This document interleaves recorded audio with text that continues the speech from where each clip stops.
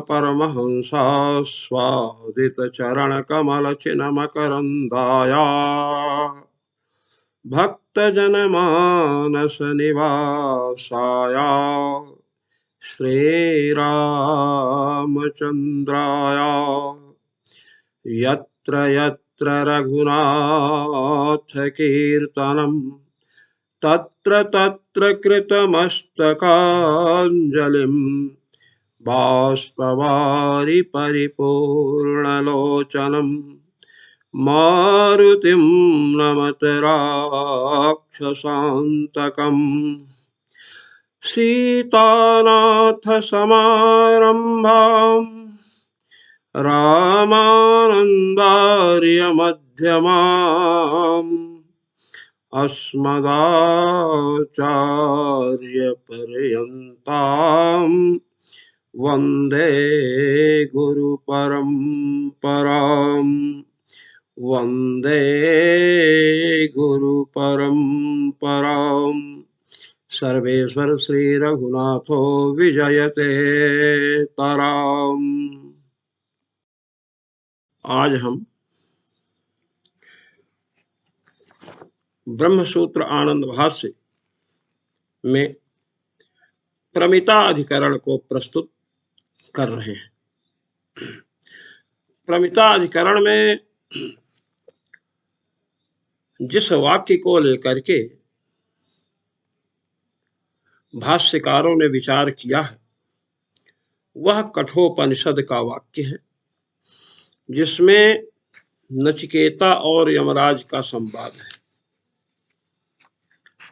बहुत महत्वपूर्ण संवाद है ये संवाद नचिकेता और यमराज का संवाद जो है अत्यंत महत्वपूर्ण है। अब हम यहाँ पर आ रहे हैं। कठोपनिषद के द्वितीय अध्याय में जो चतुर्थ वल्ली है उसमें हम लोग परमात्मा का किंवा आत्मा का साक्षात्कार क्यों नहीं कर सकते हैं, क्यों नहीं कर पाते हैं। हृदयवारे अयम आत्मा प्रतिष्ठितः, हृदय में आत्मा और परमात्मा दोनों का निवास बतलाया गया है। तो जो चतुर्थ वल्ली का आरंभ हुआ है उसमें पहले यह बतलाया गया, परांचिखानि व्यतिणत स्वयंभूस्तस्मात् परां पश्यति नान्तरात्मन् कश्चित् धीरः प्रत्यगात्मानमैक्षत आवृत्त चक्षुरमृतत्वमिच्छन्। स्वयंभू जो ब्रह्मा जी हैं उन्होंने खान हम लोगों की इंद्रियों को परांची, पराक अर्थात बाहर की वस्तुओं को ग्रहण करने वाली बनाया। इन इंद्रियों से हम बाहर की वस्तुएं देख सकते हैं, नान्तरात्मन अंतःकरण में विराजमान जो अंतरात्मा परमात्मा है उसे नहीं देख सकते हैं। कहते कोई नहीं देख सकता, कहते नहीं, ऐसी बात नहीं। कश्चित् धीरः प्रत्यगात्मानम् ऐक्षत, कोई धीर पुरुष है, धैर्यशाली पुरुष है जो प्रत्यगात्मा का साक्षात्कार कर सकता है। कैसे कर सकता है? आवृत्त चक्षुः, जिसने अपने नेत्र और इंद्रियों को विषयों से परांगमुख कर लिया है। बाह्य विषयों में इंद्रियों की वृत्तियां जा रही हैं, उसे रोक लिया, अब अंतर्मुख हो गया, तब अंतःकरण में विराजमान, हृदय में विराजमान परमात्मा को देख सकता है। इस प्रकार ये चर्चा चली है। और हृदय में जो आत्मा है, ये कठोपनिषद का विषय है। हृदय में जो आत्मा है उसका स्वरूप भी वर्णित हुआ है। अंगुष्ठमात्रः पुरुषो मध्य आत्मनि तिष्ठति। ईशानो भूतभव्यस्य न ततो विजुगुप्सते। एतद्वै एतत्, ये है कठोपनिषद का द्वितीय अध्याय के चतुर्थ वल्ली का 12वां मंत्र है। अंगुष्ठ मात्र पुरुषो मध्य आत्मन तिष्ठति। आत्मन माने हृदय, हृदय के मध्य में जो पुरुष विराजमान है। पुरुषेते इति पुरुषः, पुरुषः या पुरुषः दोनों शब्द होते हैं। पुरुषेते इति पुरुषः। नवद्वार इस शरीर में है, नवद्वार रूपी, नवद्वार वाली पुरी, इस शरीर रूपी पुरी में, पुर में जो शयन करता है उसे पुरुष कहते हैं। हृदय में आत्मा का निवास है। अंगुष्ठ मात्र पुरुषः, अंगुष्ठ मात्र पुरुष है ये, क्योंकि हृदय अंगुष्ठ मात्र का बतलाया गया। अंगुष्ठ मात्र परिमाण वाला जो हृदय है, इसमें अंगुष्ठ मात्र परिमाण वाला पुरुष विराजमान है। कैसा है?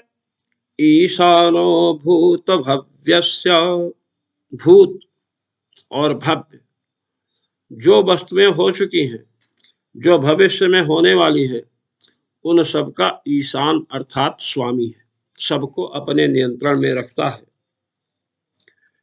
न ततो विजुगुप्सते, ऐसे पुरुष को जान लेने पर कोई किसी से घृणा नहीं करता है, किसी की निंदा नहीं करता है, अर्थात उसके संपूर्ण दोष समाप्त हो जाते हैं, जिसके कारण निंदा करता है या प्रशंसा करता है। एतद् वै तत्, एतद् वै एतद् व एतत्, एतद् वै तत्, ये वही ब्रह्म तत्व है।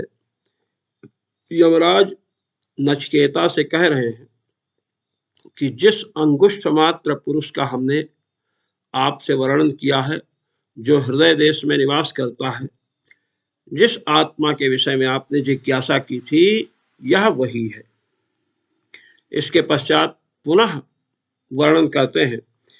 अंगुष्ठ मात्र पुरुषः ज्योतिरिवा धूमकः ईशानो भूतभव्यस्य स एवाद्य सवुस्वः एतद् वै तत्, ये 13वां मंत्र है। यहाँ पर भी बतलाया गया कि अंगुष्ठ मात्र पुरुषः, जिस पुरुष को जान लेने से संसार का बंधन समाप्त हो जाता है, वह अंगुष्ठ मात्र परिमाण वाला है। ज्योतिरिव अधूमकः, ज्योति स्वयं प्रकाश है, अधूमकः उसमें धूम अर्थात दोष आदि नहीं है। ईशानो भूत भव्यस्य, चराचर जगत जो उत्पन्न हुआ है, जो उत्पन्न होगा, सबका वह स्वामी है। सएव आद्य, आज भी वह स्वामी है, आज भी उसकी सत्ता है। स इव स्वः, और कल भी उसकी सत्ता रहेगी। आज भी है, कल भी रहेगी और पहले भी थी। एतद् वै तत्, हे नचिकेता, तुमने जो पूछा था यह वही तत्व है। इस प्रकार हृदय देश में निवास करने वाले पुरुष को संपूर्ण जगत का स्वामी बतलाया गया, दोषों से रहित बतलाया गया। उसको जान लेने पर, उसका साक्षात्कार होने पर संपूर्ण बंधनों से जीव निर्मुक्त हो जाता है। अब इस वाक्य को लेकर के विचार किया जा रहा है। भगवान बादरायण सूत्र प्रस्तुत करते हैं। शब्दादेव प्रमितः, प्रथम अध्याय के तृतीय पाद का 24वां सूत्र है। इस सूत्र पर भगवत पाद श्री स्वामी रामानंदाचार्य जी महाराज आनंद भाष्य प्रस्तुत करते हुए कहते हैं। काठके श्रूयते, कठोपनिषद में सुनाई दे रहा है यह मंत्र। क्या? अंगुष्ठ मात्र पुरुषो मध्य आत्मनि तिष्ठति ईशानो भूतभव्यस्य न ततो विजुगुप्सते एतद्वै तत्। इस मंत्र का व्याख्यान हो चुका है। अंगुष्ठ मात्र पुरुष है, हृदय के मध्य में आत्मनि हृदय तिष्ठत विराजमान है, संपूर्ण जगत का स्वामी है। इसको जो जान लेते हैं, इसका साक्षात्कार कर लेते हैं, तो कहीं भी न तो किसी की निंदा करते हैं, न किसी से घृणा करते हैं।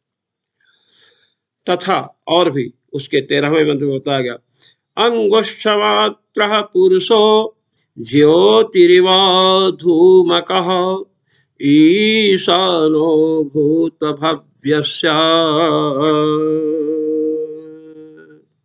स एवाद्य स उस्व एतद्वै तत्। ये 13वां मंत्र है कठोपनिषद के 4th अध्याय 2य अध्याय की 4th वल्ली का है।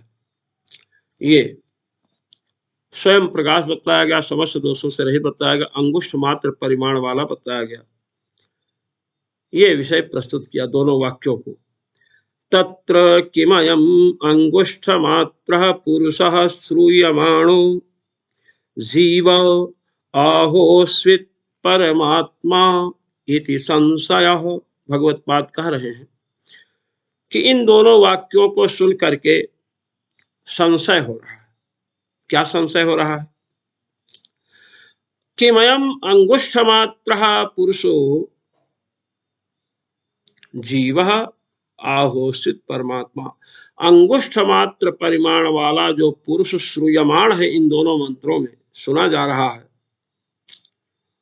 वह जीव है या परमात्मा है, यह संशय हो रहा है। कि संशय क्यों हो रहा है?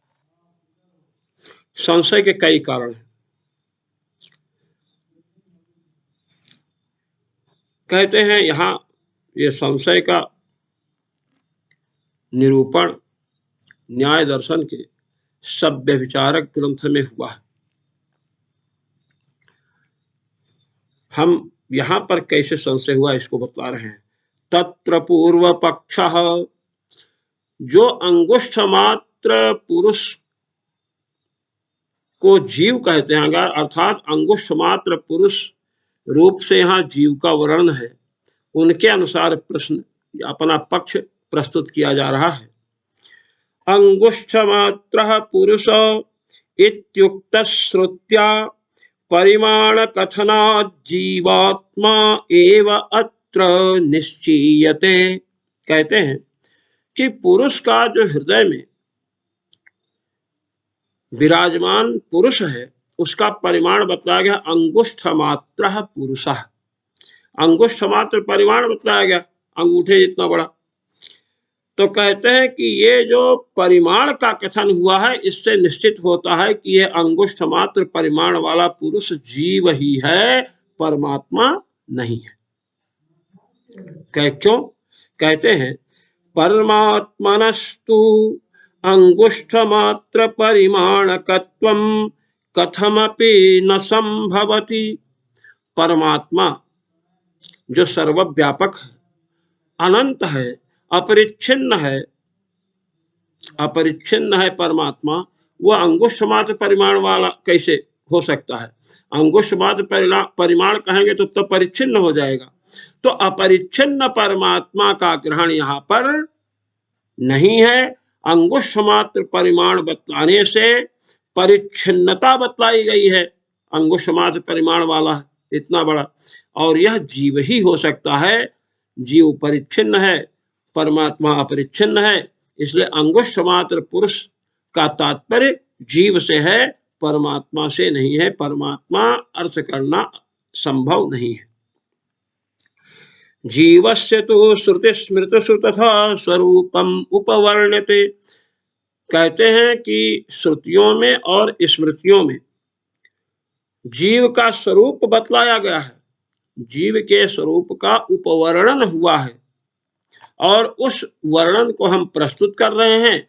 उसे आप सुनकर के निश्चय कर लेंगे कि अंगुष्ठ मात्र पुरुष से जीव ही लेना है, परमात्मा नहीं लेना है। क्या बताइए, वर्णन कीजिए, क्या सुनिए। प्राणाधिपः संचरति स्वकर्मभिः, श्वेता शतरोपनिषद में है। प्राणाधिपः, प्राणों का स्वामी है जीव। संचरति, एक योनि से दूसरी योनि में जाता है, किसके द्वारा? स्वकर्म भी, अपने कर्मों के अनुसार। कहे कि ठीक है, कर्म तो जीव करता है, कर्म देह में अहम बुद्धि है, मैं ब्राह्मण हूं, मैं क्षत्रिय हूं, मैं वैश्य हूं, मैं शूद्र हूं। मैं ब्राह्मण हूं, ये बुद्धि होगी तो ब्राह्मणोचित कर्म में प्रवृत्ति होगी, और जैसा कर्म करेंगे उन कर्मों के अनुसार हमें उन योनियों में जाना पड़ेगा, जन्म लेना पड़ेगा। कहते हैं दूसरी बात, श्वेता शतरोपनिषद में बतलाया गया है कि जीव का स्वरूप क्या है। अंगुष्ठ मात्रो रवितुल्य रूप, श्वेता शतक पंचम अध्याय के 8वें मंत्र में। अंगुष्ठ मात्रो रवितुल्य रूप, जीव को बतलाया गया अंगुष्ठ मात्र है, अंगुष्ठ मात्र परिमाण वाला है, रवितुल्य रूप, सूर्य के समान प्रकाशित है। क्या अच्छा, कि तो अंगुष्ठ मात्र बताया गया, यहां भी अंगुष्ठ मात्र पुरुषो मध्य आत्मा, तो निश्चित हो रहा है ना कि अंगुष्ठ मात्र पुरुष से किसको लेना है? जीव को, क्योंकि जीव का जो वर्णन किया गया अंगुष्ठ मात्र बतलाया गया है। और लीजिए, महाभारत का प्रमाण देते हैं। अथ सत्यवतः कायात् पाशबद्धं वसंगतम अंगुष्ठमात्रं पुरुषं निचकर्ष बलाद्यमः। जिस समय सावित्री के पति सत्यवान के प्राणों को लेने के लिए यमराज आए, उसे ले जाने के लिए, कहते हैं अथ सत्यवतः कायात, सत्यवान जो है उसके कायात मेरे शरीरात, शरीर से, पाशबद्धम वसंगतम, उसको बस में किया, उस शरीर में, सत्यवान के शरीर में जो जीव था उसे बस में किया। पाशबद्धम, पास से बांधा, जब अंगुष्ठ परिमाण वाला होगा तभी ना इसको बांध सकते हैं। जो अपरिच्छिन्न है उसको कोई बांध सकता है? नहीं बांध सकता है। यशोदा जी ने भगवान श्री कृष्ण को रस्सियों से बांधना शुरू किया। दोपहर तक का समय बीत गया। जब भगवान को बांधने लगी तो भगवान में जो असंगता गुण है, विभुता, सर्वव्यापकता, ये सब गुण प्रकट हो गए। अब जब सर्वव्यापक परमात्मा है तो उनको कौन बांध सकेगा? चाहे यशोदा जी हो, चाहे वसुदेव जी हो, चाहे नंद जी हो। असंगता, असंगो है हम पुरुषः, आत्मा असंग है, रज्जु का संग कैसे हो सकता है? रस्सी से बांध नहीं सकी, फिर भगवान बंधे हैं। क्यों भगवान इसलिए बंधे हैं? दृष्ट्वा परिश्रमं कृष्णः कृपया सेत स्वबंधने। श्री सुखदेव जी ने कहा कि भगवान सर्वव्यापक हैं, उन्हें कोई बांध नहीं सकता है, और रस्सी 2 अंगुल की कम पड़ रही थी। कितनी ही रस्सियां क्यों ना जोड़े, 2 अंगुल की ही कमी थी। अब भगवान बंध रहे हैं। कृपया शीत स्वबंधने, भगवान 2 अंगुल की रस्सी जो कम पड़ी है उसमें 2 बातों की कमी है। भगवान भक्त से तब बंधते हैं दृष्ट्वा परिश्रमम, परिश्रमम दृष्ट्वा कृष्ण कृपया शीत स्वबंधने, अपने बंधन में बंधे हैं, कृपया, कृपा के कारण बंधे हैं, और परिश्रमम दृष्ट्वा, परिश्रम को देखा तब कृपा हुई। लोग कहते हैं भजन करने की क्या आवश्यकता है, भगवान तो बड़े कृपालु, हमारा उद्धार कर देंगे। तुम यशोदा से भी बड़े भक्त बन गए हो। 2 अंगुल की जो कमी थी, क्या कमी थी? परिश्रम, भजनोत्थ श्रम की कमी थी, और सर्वशक्ति चक्रवर्तिनी कृपा शक्ति की कमी थी। इन दोनों की कमी होने के कारण रस्सी 2 अंगुल छोटी पड़ जाती थी। भाव तो अनेक है। ये 2 अंगुल की कमी पूरी हुई। भजनोत्थ श्रम, इतना भजन किया कि श्रम होने लगा शरीर में। अब भगवान की सर्वशक्ति चक्रवर्तिनी कृपा शक्ति का प्रादुर्भाव हुआ और बंधने कृपया शीत सबंधने बंधन भी बन गए। बिना कृपा शक्ति के प्रादुर्भाव हुए भगवान को कोई बंधन में बांध नहीं सकता है, और कृपा शक्ति का प्रादुर्भाव ऐसे नहीं होगा, नहीं सभी जी ऊपर कृपा हो जाए। भजनोत्थ श्रम होना चाहिए, इतना भजन इतना साधन हो कि शरीर से प्रस्वेद पसीने निकलने लगे बैठे बैठे। ये यहां पर कह रहे हैं कि सत्यवतः अथ सत्यवतः कायात पाशबद्धम वसंगतम अंगुष्ठमात्रम पुरुषम निचकर्ष बलाद यमः। सत्यवान के शरीर से पहले तो उस आत्मा को वश में किया, पास से बांधा, और बांध करके कैसा आत्मा है, अंगुष्ठ मात्रम पुरुषम, अंगुष्ठ मात्र का पुरुष है उसको बांधा है, और निचकर्ष बलाद यमः, यमराज ने बल पूर्वक उसे शरीर से खींचा, इसीलिए मरते समय बड़ी पीड़ा होती है। यह महाभारत में चर्चा आई है। 3:297-17 इत्यादय कहे, इत्यादि जो स्वरूप हैं उनके द्वारा अंगुष्ठ मात्र पुरुष, यमराज ने अंगुष्ठ मात्र पुरुष को यमपाश में बांधा और बलपूर्वक खींचा। अंगुष्ठ मात्र रवितुल्य रूप, अंगुष्ठ मात्र है जीव, सूर्य के समान प्रकाशमान है। तो इत्यादि प्रमाण प्रस्तुत हुए हैं जीव के स्वरूप को लेकर के। महाभारत का प्रमाण दिया अंतिम में, उसके पहले श्वेताश्वतरोपनिषद का प्रमाण दिया। तस्मादत्र अंगुष्ठमात्रो जीवः इति प्राप्ते विधीयते, कहते इसलिए अंगुष्ठमात्रो पुरुषः मध्य आत्मनि तिष्ठति ईशानो भूत भव्यस्य। जो ये वर्णन पुरुष का आया है हृदय में, अंगुष्ठ परिमाण, अंगुष्ठ मात्र परिमाण वाला जो पुरुष है, वो पुरुष कौन है, जीव है, क्योंकि अन्यत्र जीव को ही अंगुष्ठ मात्र बतलाया गया है। परमात्मा अंगुष्ठ मात्र का नहीं है, परमात्मा अपरिच्छिन्न है, अनंत है, सर्वव्यापक है, इसलिए यहाँ अंगुष्ठ मात्र पुरुष से किसको लेना है, जीव को लेना है। यह पूर्व पक्ष प्रस्तुत हुआ। अब इस शंका का निवारण करने के लिए भगवान व्यास ने सूत्र बनाया, शब्दादेव प्रमितः इति। कहते हैं अंगुष्ठ मात्र पुरुषो अत्र परमात्मा एव, क्या अंगुष्ठ मात्रा पुरुषा जो कहा गया है वह पुरुष परमात्मा ही है, जीव नहीं है। कहते हैं हमने जो प्रमाण दिया, कुतः, क्यों, कहते हैं शब्दात, शब्दात एव प्रमितः, शब्दादेव प्रमितः, शब्दात के शब्द से पता चल रहा है। पूर्व पक्षी ने कहा शब्द ही तो मैंने प्रस्तुत किया है, अंगुष्ठ मात्रा पुरुषा शब्द है उसमें, और मैंने अंगुष्ठ मात्र रवितुल्य रूप अंगुष्ठ मात्रम पुरुषम निष्कर्ष बलाद्यमः, हमने भी तो शब्द को देख करके ही प्रमाण दिया है कि सुनिए आपका प्रमाणाभास है, केवल एक दो शब्द से काम नहीं चलेगा, हम इसका उत्तर करेंगे। हम शब्द प्रस्तुत कर रहे हैं जिसके कारण परमात्मा को लेना है, जीव को नहीं लेना है।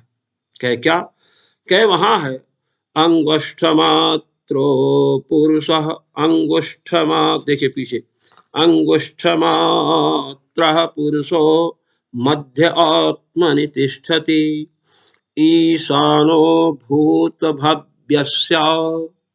यहां तक है शब्द कहा कि ईशानो भूत भव्यस्य, अंगुष्ठ मात्र परिमाण वाला पुरुष तो बतलाया गया, इसके साथ ही यह भी बतलाया गया कि भूत भव्य चराचर जगत का स्वामी भी है।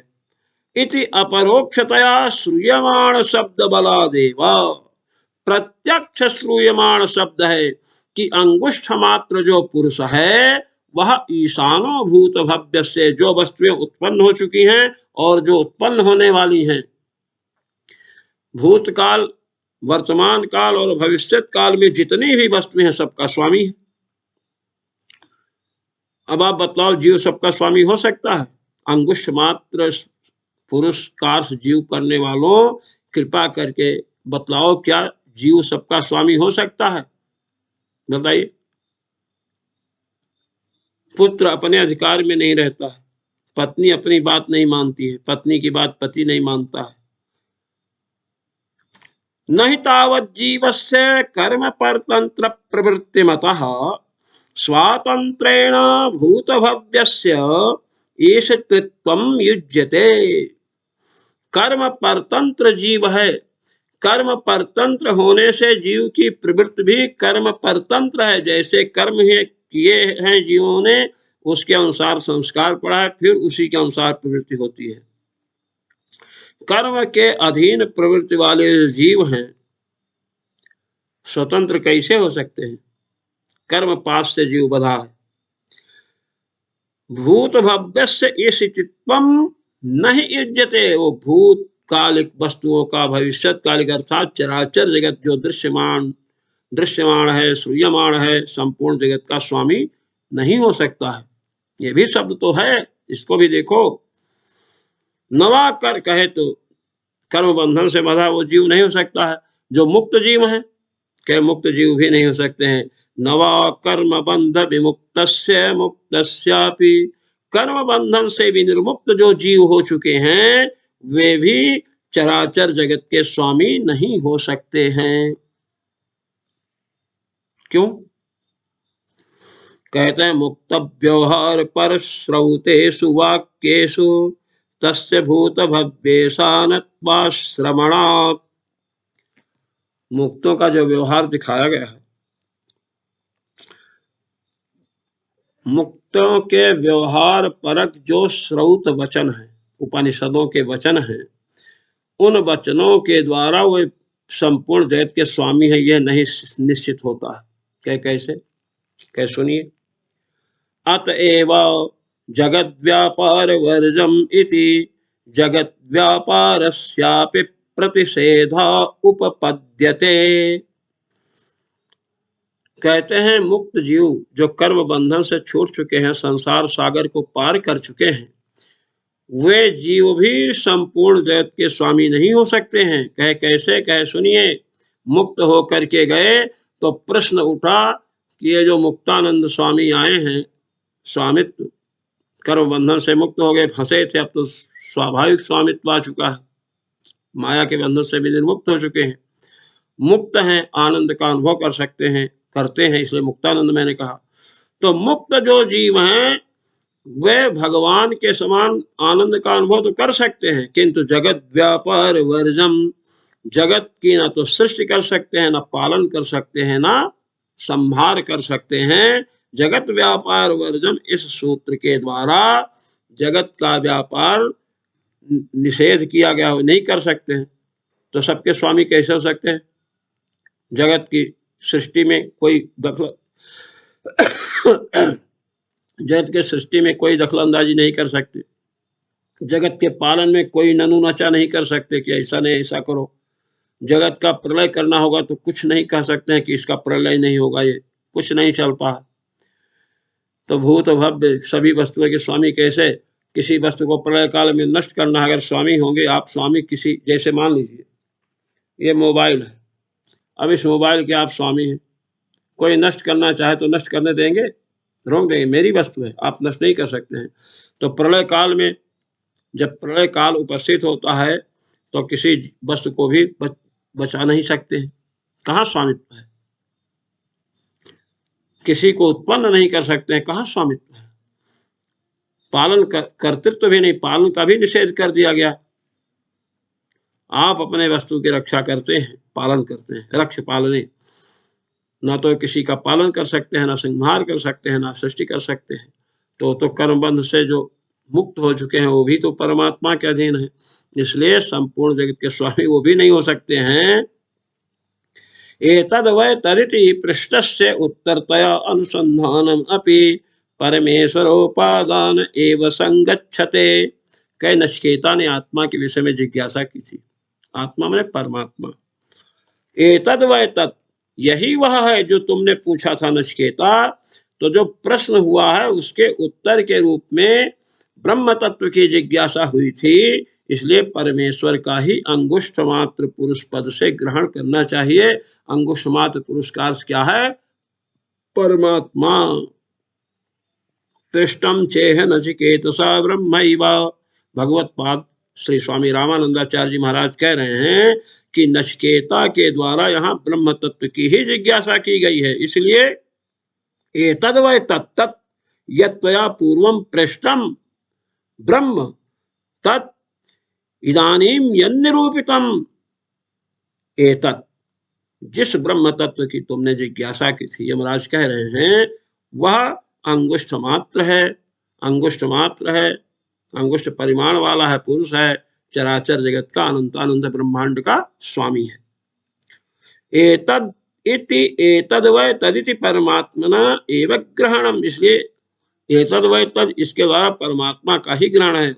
जिसकी तुमने जिज्ञासा की थी वो यही है, संपूर्ण ब्रह्मांड का स्वामी है, जीव नहीं हो सकता है।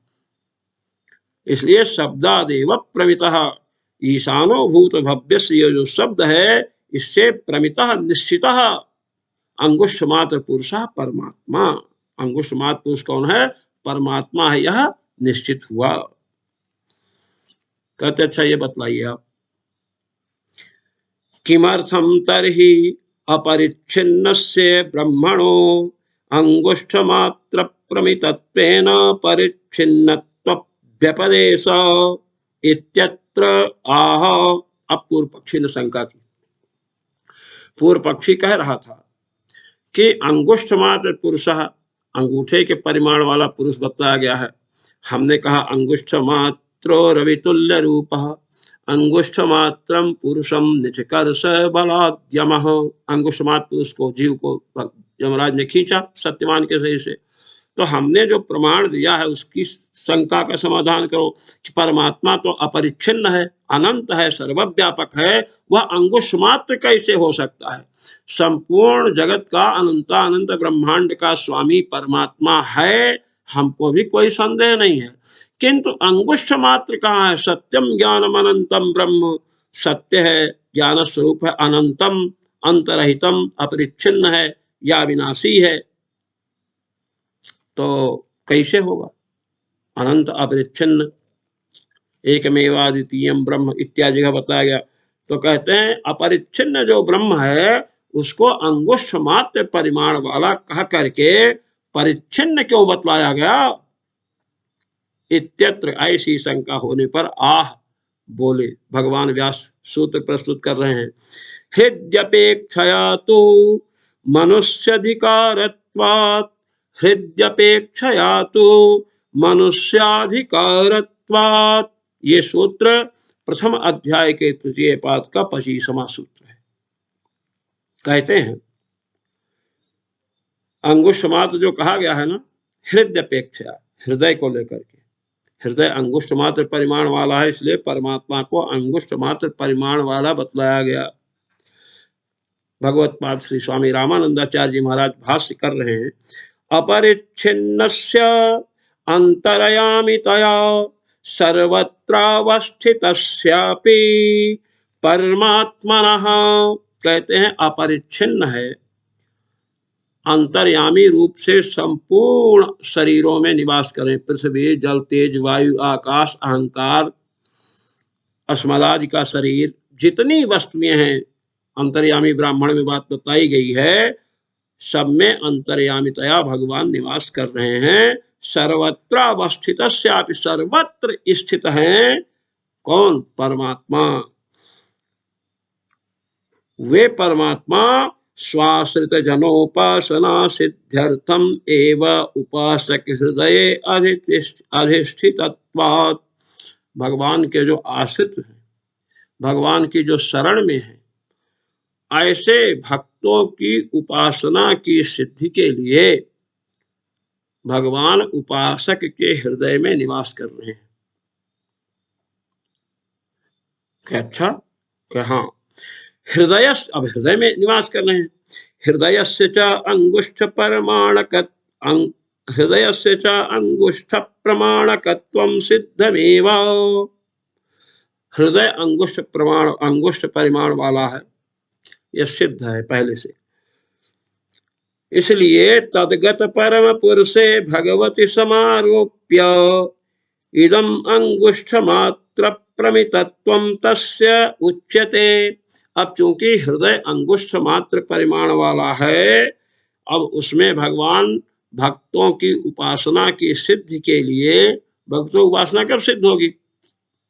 तद जपस तदर्थ भावनम, मंत्र जप करेंगे, नाम जप करेंगे और भगवान का चिंतन करेंगे हृदय में, तब हृदय में भगवान प्रकट होंगे।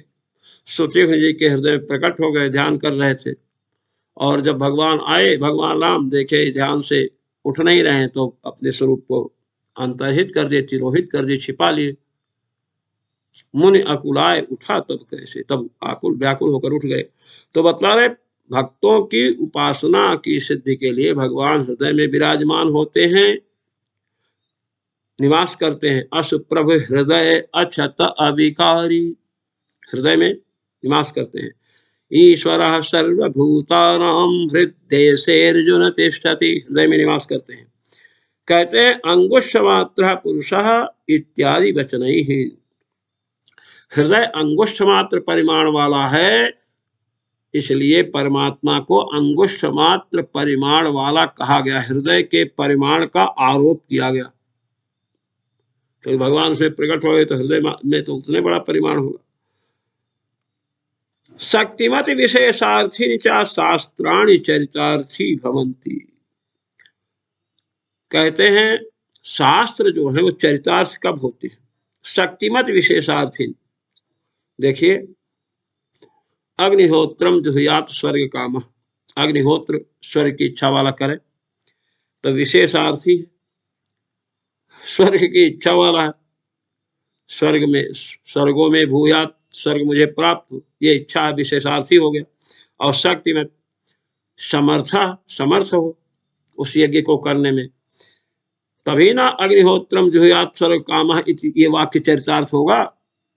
शक्ति ही ना हो और शक्ति होने पर इच्छा ही ना हो स्वर्ग की, तो क्यों याग करने में प्रवृत्त हो, अग्निहोत्र आदि करने में? तो शास्त्र कब चरितार्थ होते हैं? जब अग्निहोत्रम जुहुयात स्वर्ग काम, स्वर्ग की अभिलाषा वाला अग्निहोत्र याग करे, तो जब अग्निहोत्र याग कौन करेगा? विशेषार्थी, स्वर्ग रूप जो विशेष फल है उसका अर्थी हो, इच्छुक हो, और शक्तिमान हो, समर्थ हो। अग्निहोत्री संपादन नहीं कर सकता है और शक्ति होने पर भी इच्छा ही नहीं है। अगर ऐसी स्थिति हो तो शास्त्र कैसे चरितार्थ होंगे? समर्थ, विद्वान और फलाकांक्षी, फल का आकांक्षी हो, वो अधिकारी होता है, योग्य हो। इति सिद्धांतान मनुष्यान अधिकृत्यैव शास्त्रस्य प्रवृत्तत्वात्, कहते हैं समर्थ और विशेष फल की इच्छा वाले को लेकर ही शास्त्र चरितार्थ होते हैं, ये सिद्धांत है। अब ऐसा पशु तो नहीं हो सकता, मनुष्य ही होगा। इसलिए मनुष्यान अधिकृत्यैव शास्त्र से प्रवृत्तत्वात्, मनुष्यों को अधिकृत कहते हैं। मीमांसा में, पूर्व मीमांसा में अधिकारी की चर्चा हुई है, धर्म में किसका अधिकार है? तो मनुष्यों का अधिकार है, पशु पक्षियों का अधिकार नहीं। वहां बड़ी अच्छी अच्छी बातें आई हैं, ये चर्चा आई है। तो मनुष्य ही अधिकृत है, मनुष्य को लेकर विशेषार्थी माने फलेच्छुक और समर्थ मनुष्य को लेकर के ही शास्त्र प्रवृत्त होते हैं। इससे क्या निकला कि मनुष्याणामेव परमात्मोपासकत्व संभवात्, और मनुष्य ही परमात्मा के उपासक हो सकते हैं। देवता तो मौज करते रहते हैं, लड्डू पूड़ी खाते रहते हैं, नृत्य देखते रहते हैं। क्या अच्छा मनुष्य को लेकर के शास्त्र मनुष्य को अधिकृत करके चले हैं। इसलिए समर्थ और फल विशेष का इच्छुक मनुष्य ही उस कर्म को करेगा तो शास्त्र चरितार्थ होगी कि हाँ, कि मनुष्य हृदय तद अंगुष्ठ प्रमितत्वात्, मनुष्य का हृदय, जैसे आप हैं तो आपका हृदय आपके अंगुष्ठ के परिमाण वाला है, हमारा हृदय हमारे अंगुष्ठ के परिमाण वाला है। ये नहीं कोई लंबा चौड़ा मनुष्य है और उसका हृदय आपके अंगुष्ठ के परिमाण वाला हो, ऐसी बात नहीं। मनुष्य हृदय से तद अंगुष्ठ प्रमितत्वात्, मनुष्य का हृदय उसके लंबाई चौड़ाई के अनुसार जो उसका अंगुष्ठ है, अंगूठा है, उसके परिमाण वाला है। तदपेक्षया इदम अभेतम, उसकी हृदय के परिमाण की अपेक्षा से भगवान उसमें निवास करते हैं। भक्तों की उपासना के सिद्ध के लिए से भगवान को अंगुष्ठ मात्र कह दिया गया, संपूर्ण जगत के स्वामी है। इत्यत्र परमात्मैव अंगुष्ठ मात्रम इति सिद्धम, इसलिए अंगुष्ठ मात्र पुरुषो मध्य आत्मनि, ये जो कहा अंगुष्ठ मात्र पुरुषो, ये बतलाया ना पीछे, अंगुष्ठ मात्र पुरुषो मध्य आत्मनि तिष्ठति, ईशानो भूत भव्यस्य न ततो विजुगुप्सते एतद्वै तत्।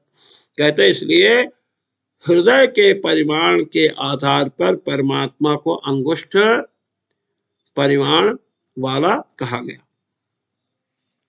ये चर्चा पहले भी आ चुकी है। निचाय्यत्वात्, उपासना अर्भक सूत्र है। अर्भक अल्प परिमाण वाला जो हृदय है वह ओक माने निवास स्थान जिसका है। तो क्यों भगवान निवास करते हैं? तो निचाय्यत्वात्, उपासना के लिए, कि भक्त उपासना कर सके, बताया गया। इसलिए अंगुष्ठ मात्रा पुरुषा, ये आपकी शंका हो गई, अंगुष्ठ मात्रा पुरुषा का अर्थ जीव करेंगे तो भूत भव संपूर्ण जगत का वो स्वामी नहीं हो सकता। अब संपूर्ण जगत का स्वामी परमात्मा ही अर्थ करेंगे, तो आपने कहा था अंगुष्ठ मात्र परिमाण वाला पुरुष जीव होता है, तो हमने बताया कि भक्तजनों की उपासना की सिद्धि के लिए भगवान अंगुष्ठ परिमाण वाले हृदय में निवास करते हैं, वहां प्रकट होते हैं, अंगुष्ठ परिमाण वाला स्वरूप उनको बताया गया। इस प्रकार यह सिद्ध हो गया कि अंगुष्ठ मात्र पुरुषो मध्य आत्मनि तिष्ठति ईशानो भूत भव्यस्य। इसके द्वारा अंगुष्ठ मात्र पुरुष कौन है? परमात्मा है। तो इस जो प्रमिता अधिकरण है इसमें दो सूत्र आए। शब्दादेव प्रमिता, पहले शब्द से परमात्मा का निश्चय हुआ, शब्द कौन है? ईशानो भूत भव्यस्य। अब अंगुष्ठ मात्र क्यों कहा गया, इसका उत्तर किया गया हृदयपेक्षया तो मनुष्याधिकारत्वात्। इन दो सूत्रों के साथ शंका का निवारण करते हुए प्रमिताधिकरण पूर्ण होता है। ओम पूर्णमदः पूर्णमिदं पूर्णात् पूर्णमुदच्यते पूर्णस्य पूर्णमादाय पूर्णमेवावशिष्यते। ओम शांति शांति शांति। जो ब्रह्मसूत्र के रहस्य का, सत्संग का आनंद ले रहे हैं, उन पाठकों को, साधकों को, जिज्ञासुओं को भगवान श्री सर्वेश्वर रघुनाथ जी की ओर से धन्यवाद, आशीष, शुभकामनाएं। सर्वेश्वर श्री रघुनाथो विजय तेतराम।